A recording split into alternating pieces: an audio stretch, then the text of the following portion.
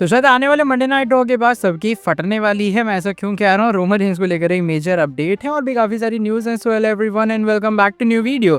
Video को शुरू करेंगे हम लोग सेथ रॉलिंस के साथ में, जो कि मिस्ट्री मैन बन के वापस आए एलिमिनेशन चेंबर में। और ये बात देखने से साफ पता लग रही थी कि ऑडियंस को उनके रिटर्न पसंद आई है। आई मीन जो लाइव क्राउड था वो एकदम बूम हो गया अचानक सेथ के आते हुए। और देखो बहुत बार सेथ पे ऐसे एलिगेशंस लगते हैं कि सेथ रॉलिंस एक ड्रॉ नहीं है डब्ल्यूडब्ल्यूई के लिए।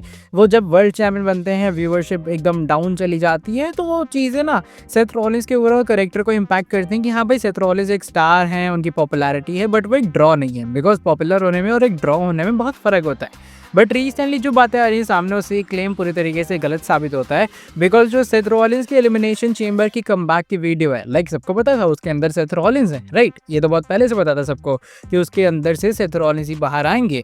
इसके अलावा भी जो डब्ल्यूडब्ल्यूई की पूरे कहते हैं ना इंस्टा या सोशल मीडिया पे व्यूज़ आए हैं, वो 25 मिलियन से ज़्यादा है इंस्टाग्राम के ऊपर सेथ रॉलिंस की रिवील वीडियो पे। और देखा जाए कि सेथ रॉलिंस को गए हुए डब्ल्यूडब्ल्यूई से ज़्यादा कुछ खास टाइम नहीं हुआ है। मतलब ऐसा नहीं कि सेथ रॉलिंस 1.5-2 साल से गायब थे, उसके बाद वो वापस आए हैं तो उनकी रिटर्न की बज़ होगी, या फिर भैया तो आउट ऑफ नोवेयर हो गया, किसी को पता ही नहीं था उसके अंदर सेथ रॉलिंस है। ऐसा कोई फैक्टर इंक्लूडेड नहीं था, राइट। उसके बावजूद भी सेथ रॉलिंस ने कुछ अच्छा खासा नंबर ड्रॉ किया है एलिमिनेशन चेंबर के लिए। और आई थिंक पता था कि तुम चाहे डिनाई करो चाहे एक्सेप्ट करो, लेकिन सेथ रॉलिंस हमेशा डब्ल्यूडब्ल्यूई के लिए एक ड्रॉ साबित होंगे। बात करते हैं अगली स्टोरी के बारे में, जो कि इस बार जुड़ी है एडम पियर्स के बारे में और सेथ रॉलिंस के इन कनेक्शन में ही ये बात है। हुआ क्या है कि एडम पियर्स ने रिसेंटली रॉ का प्रीव्यू पूरी तरीके से बताया, जहां पर वो कहते हैं कि सीएम पंक, केजे ली, रोमन रेंज, ये सब सुपरस्टार्स मंडे नाइट रॉ में अपीयर होंगे।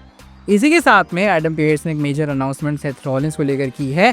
पियर्स ने यहाँ पर ये बात कंफर्म की है कि वो मंडे नाइट रॉ के ऊपर एड्रेस करेंगे सेथ रॉलिंस की सिचुएशन को, और कि वो मिस्ट्री मैन बन के किस तरीके से विजन के मेंबर्स को कॉस्ट करते हुए आए हैं। अगर तुमने देखा हो कि एडम पियर्स ऑलरेडी बहुत फ्रस्ट्रेट थे इस चीज़ से कि भैया कौन मिस्ट्री मैन है जो मेरे ऑर्डर्स को फॉलो नहीं कर रहा है और जो बार बार मैचेस में कूद के या फिर विजन को हरवा दे रहा है या फिर मैच में कोई ना कोई डिसरप्शन कर रहा है, राइट। और एज ए जनरल मैनेजर आपका ये रोल होता है कि आप ये बात एश्योर करो कि कोई भी चीज़ें ऐसी उल्टी सीधी ना हो जिसके कारण मैच के अंदर कोई गलती हो या फिर शो ढंग से चल ना पाए।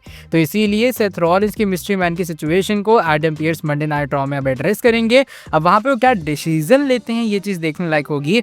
आई डोंट थिंक सो यहाँ कुछ मैसिव होगा। मे बी एक रेसलमेनिया प्लॉट सेटअप हो सकता है जहाँ पर एडम पियर्स फिर सेथ रॉलिंस को एक मैच में पुट ऑन करते हुए नजर आए। अगली स्टोरी लोगन पॉल के बारे में जुड़ी है। तुमने एलिमिनेशन चेंबर का अगर मैच देखा होगा तो लोगन पॉल भैया एकदम आउटशाइन करके रखा उन्होंने सबको, क्योंकि लोगन पॉल ने 3 एलिमिनेशन किए मैच के अंदर, Jevon Evans, Trick Williams and LA Knight की। मतलब इतनी एलिमिनेशन किसी और की नहीं थी भैया मैच में जितनी अपने LA नाइट ने अकेले कर डाली हैं। अब इसके बाद ये बात आई सामने कि देखो LA नाइट से पहले, LA नाइट कह रहा हूँ सॉरी, लोगन पॉल से पहले जो बंदा जाने वाला था वो कौन थे, ब्रॉन्सन रीड। लेकिन वो रियल लाइफ उनको इंजरी हुई, इसके चक्कर में यहाँ पे वो एंटर नहीं हो पाए चेंबर मैच के अंदर। लेकिन अब बात ये है क्या जो लोगन पॉल की हमने डोमिनेशन देखी एलिमिनेशन चेंबर में, क्या वो ब्रॉन्सन रीड के लिए प्लान थी। तो इसको लेकर फाइनली कोरी जो है एक अपडेट देते हुए नजर आए बॉडी स्लैम नेट की तरफ से।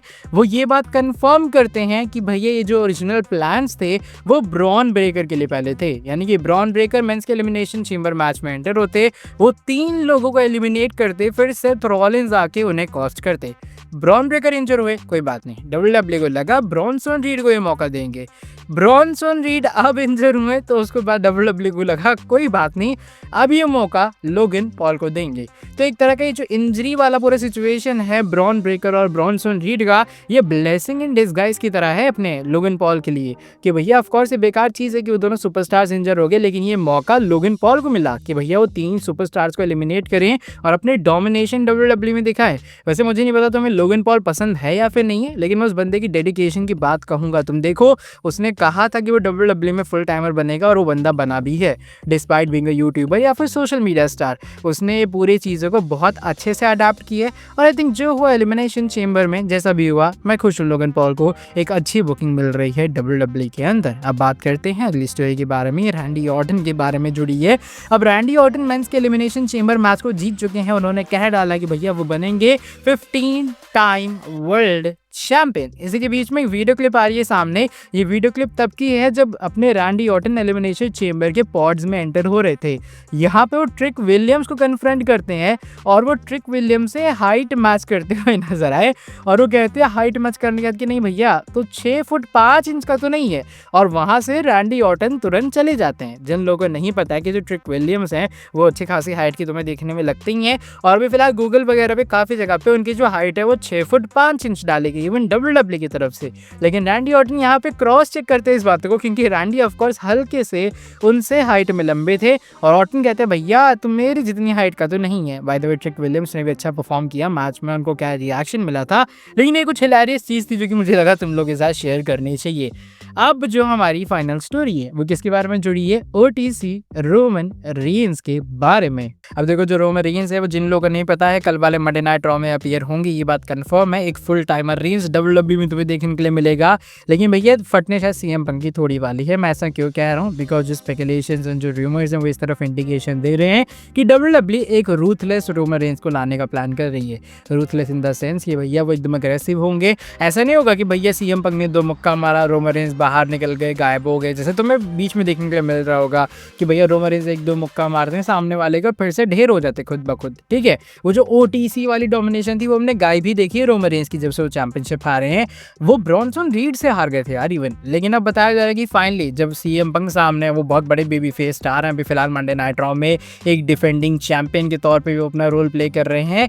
तो यहाँ पे अब WWE क्या चाहती है कि उन्हें और अच्छा रिएक्शन मिले, उन्हें और पॉजिटिव रिएक्शन मिले। WWE का हमेशा डायनामिक्स रहता है कि वो बेबी फेस वर्सेस हील का जो मैच है वो करवाए रेसलमेनिया के अंदर, और ये परफेक्ट टाइमिंग है CM पंक वर्सेस रोमन रेंस के फ्यूड की, राइट। तुम देखोगे खुद ढंग से कि रोमन रेंस अभी फिलहाल एक एंटी हीरो की तरह बीच में रोल प्ले कर रहे थे कि कभी वो CM पंक की मदद कर दे रहे, कभी नहीं कर रहे, राइट। वो बीच में कोडी रोड्स की मदद कर दे रहे, कभी उनके दुश्मन बन जा रहे हैं। लेकिन अब WWE ने एक फुल फ्लेज्ड हील बनाएगी। ये अपडेट मैंने पहले भी चैनल पे दी थी, लेकिन एक बार फिर से अफर्मेशन आया इसी बात का कि एक फुल फ्लेज्ड हील WWE ने बनाने के बारे में सोच रही है, और रोमन रेंस के रूथलेस मोड WWE के कल के रॉ से ही स्टार्ट होता हुआ नजर आएगा। तो भाई मैं काफ़ी एक्साइटेड हूँ मंडे नाइट रॉ के लिए। मुझे देखना है कि WWE कैसे रोमन रेंस को बुक करती है। आई थिंक मज़ा आएगा यार, रोमन रेंस CM पंक के फ्यूड में मज़ा आएगा। CM Punk as a world champion मुझे बहुत पसंद आया बंदा, and to be very honest मैंने इतना अच्छा उनकी रेंस से एक्सपेक्ट भी नहीं किया था, लेकिन ऑफ कोर्स उन्होंने डिलीवर किया है। उन्होंने बताया कि क्यों वो बेस्ट इन द वर्ल्ड है यार। लेकिन तुम्हें क्या लगता है कि रोमन रेंस CM पंक का जो फ्यूड होगा उसमें जो प्रोमो बैटल से 100 तरह की चीज़ें होंगी, उसमें कौन जीतने वाला है? मैंने बताया पिछली बार मैं CM पंक की साइड था, लेकिन मुझे अब लग रहा है कि अगर एक रूथलेस रोमन वापस आ रहा है तो CM पंक को तैयार रहने की जरूरत है। चलो by the way that is it for today video पसंद आई है वीडियो को नीचे लाइक कर दो, चैनल को सब्सक्राइब और बेल नोटिफिकेशन को कर देना ऑन। तुमसे मिलूंगा आके अगली वीडियो के अंदर काफ़ी ज़्यादा जल्दी। तब तक के लिए till then bye bye, take care.